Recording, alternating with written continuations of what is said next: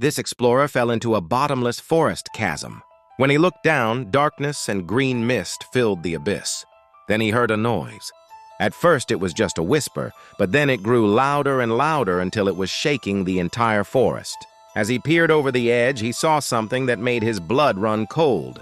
There were gigantic root titans like the ones in the legend rising out of the ground.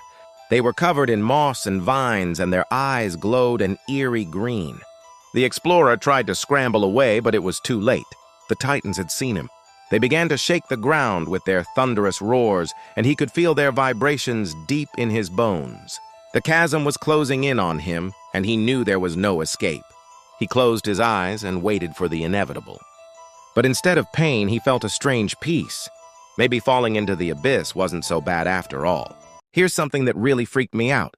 I was exploring this abandoned quarry, and these giant tendrils just pulled up this tree and dropped it into the abyss. And then I saw that there was something moving down there. It was like a living root system.